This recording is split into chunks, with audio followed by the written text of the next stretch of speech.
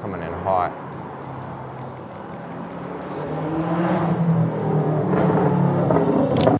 All right, here we go. We are back downtown with some night photography. Today we are focusing solely and only on panning. I am pretty new to panning, familiar with the technique, but really have not practiced or done any sort of serious shooting with it. So really trying to figure out the technique today. We've got about an hour of battery life on our GoPro. I'm sure it's gonna start out rough, but I'll include all those pictures and then we'll just kind of see how much we can improve, what we discover along the way.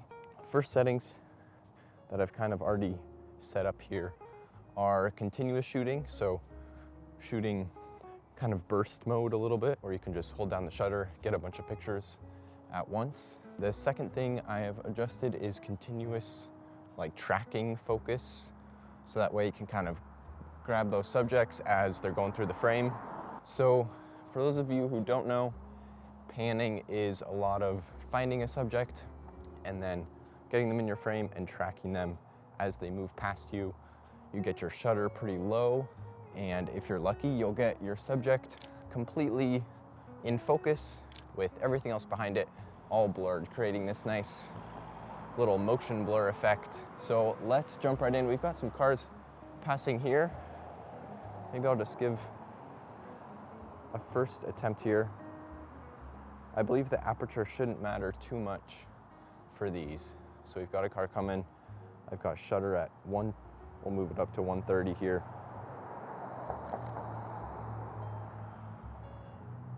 So it's probably a bit too close, but general idea. Looks like the tracking went okay. Let's try it again right here. Not the best frame for that. That is okay.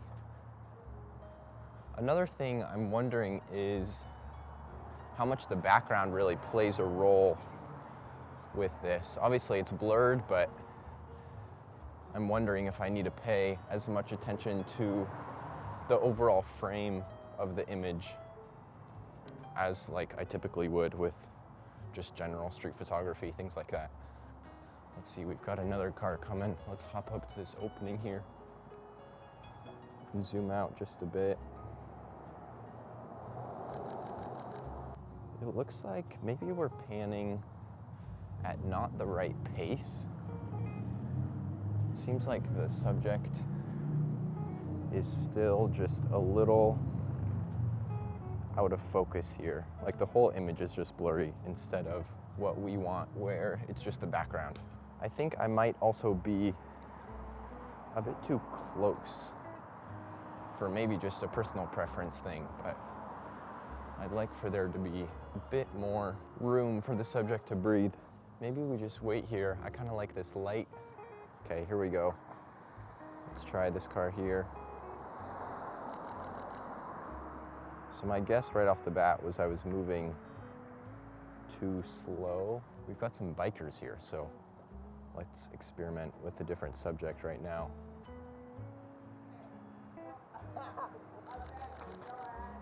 And then just go right into this one and right into this.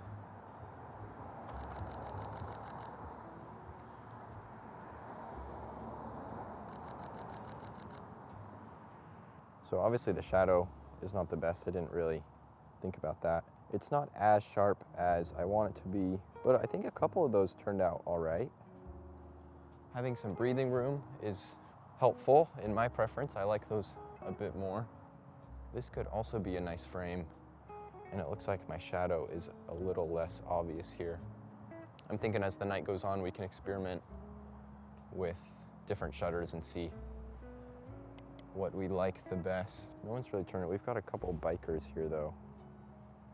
Let's try this out.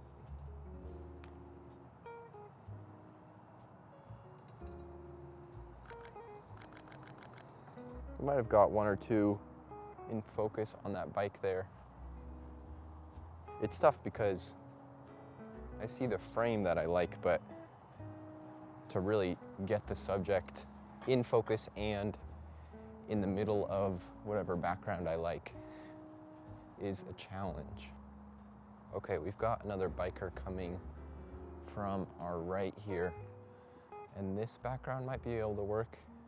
It's a bit open, which should give us just a little bit of wiggle room. That one's not too bad. I think we're improving a bit on getting the subjects in focus. Okay, yeah, let's hold here for a frame. See if we can snag a car coming across it. Here we go, here we go.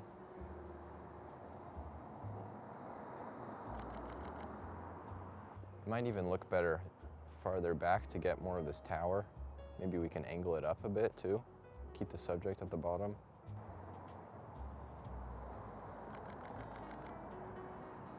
That's a bit better, I think. Let's see, can we get one more chance here and then we'll move on? Yeah, here we go. Angle it up.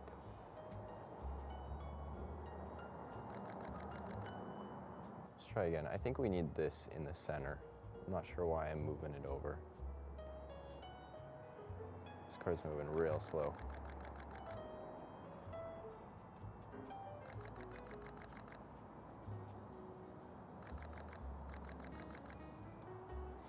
I think what we will do next is bump the shutter speed down just a bit, see what that does for us. I know we tried it earlier with not great success, but we also didn't really know what we were doing.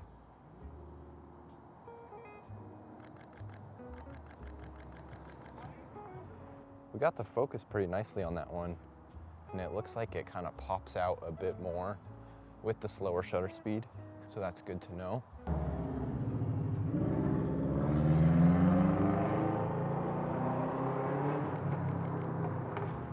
Might have grabbed the front of that one for just a second.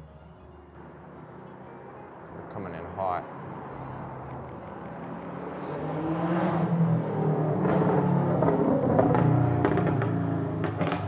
This might be another good spot to try. A lot of these sidewalks just have cars blocking the views of the actual road, so anywhere we can find an opening like this could be a good opportunity.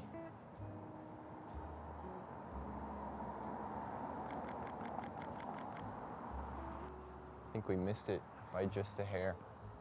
Like, sometimes I want the subjects to move faster. Obviously we can't control that, but I'm wondering if there's any particular setting we can adjust to kind of make it seem like they're moving faster. I would think it's just lowering the shutter speed more. So maybe it needs to be lower than it is. We just keep bumping it down. Let's go 115 and try that, and then I think we might circle back to 150th because that was giving us the best results so far. We got a nice busy road here.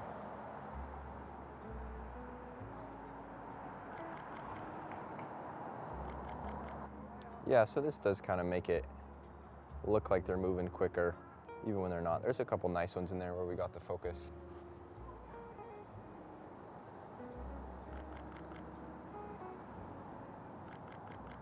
I think we over tilted it just a bit. I think what I'm going to do now is bump the aperture up just a bit. I think that could be part of the problem in us not grabbing our subjects as sharp as we might want to. Let's see here.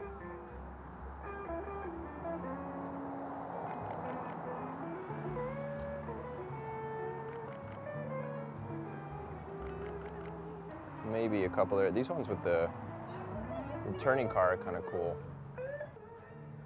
We'll try and grab one. Maybe I'll go portrait for this. It's going to make it a lot tougher, but just as a bit of an experiment here.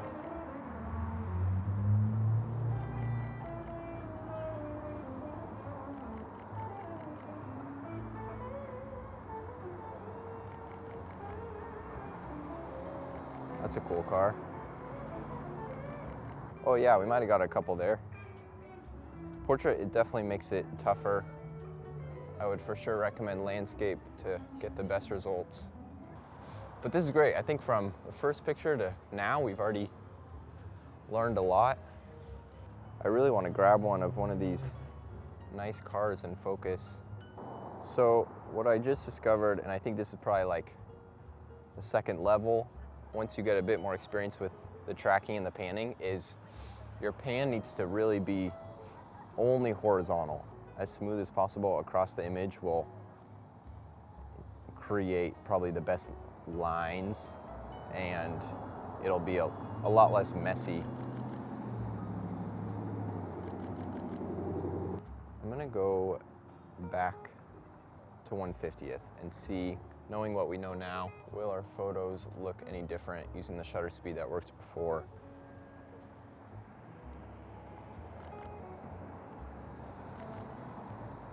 Honestly, I think the shutter is possible at a lot of different speeds here. So I would honestly just experiment with different shutters and feel what you like the most. They give kind of different experiences for each, but it's absolutely possible with many different ones.